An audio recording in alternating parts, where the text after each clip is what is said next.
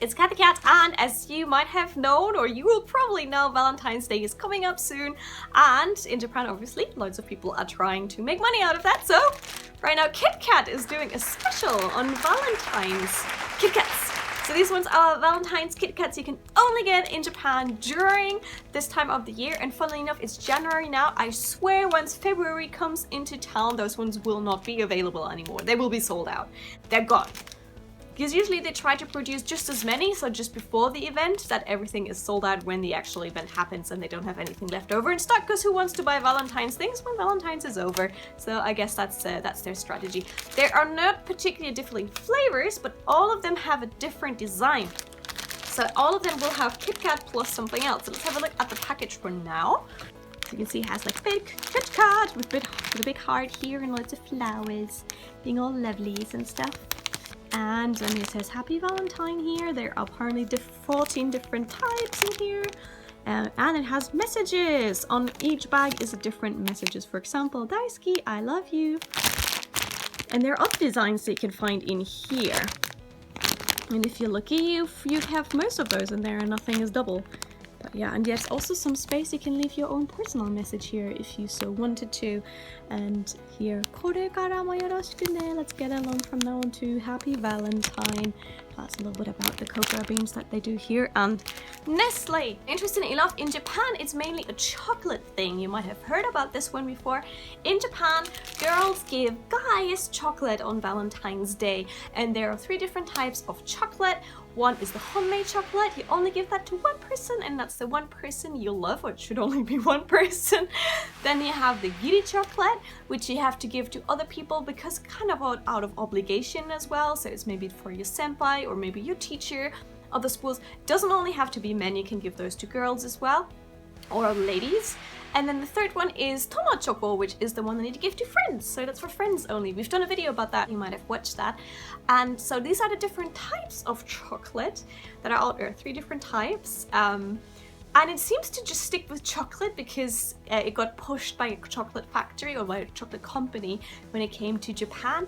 And it's a one-sided thing. So the girls go to the guys and go like, I like you, here's chocolate. And then the guys, 1 month later on White Day, have the chance to give that chocolate back.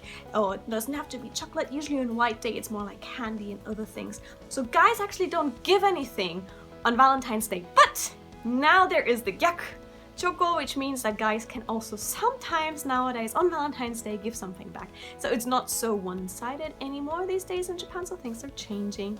So that's a quick explanation of this one. So the nice thing is with the KitKat one, because you can leave messages, this can be a tomo choco, this can be a giri choco, or maybe if you don't have time to buy something posh, it can be homemade choco, I guess so, because it says I love you and stuff on it as well. So let's see what designs I got this time. Let's open it.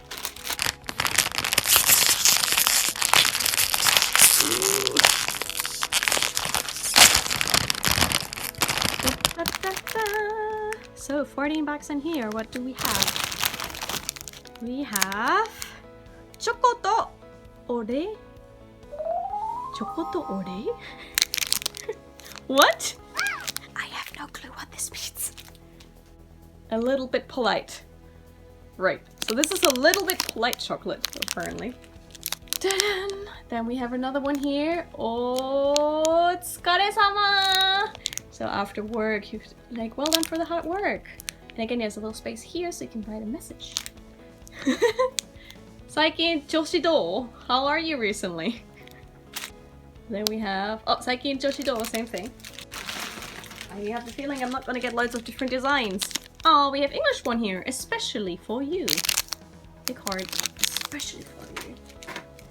Hey, we have one here where you can leave your own message. Arigato, thank you. That's always a good one to have. One of the most handy words you can learn. Honto no kimochi desu. Hon no kimochi desu. Hon no kimochi desu. Not my real feelings, but a little bit of feelings in this one. Hon no kimochi desu. ちょっとだけ気持ちってこと? 少しだけ. A little bit of feeling. お疲れ様. Well done for the hot work. We have arigato again, thank you. ほんの気持ちです.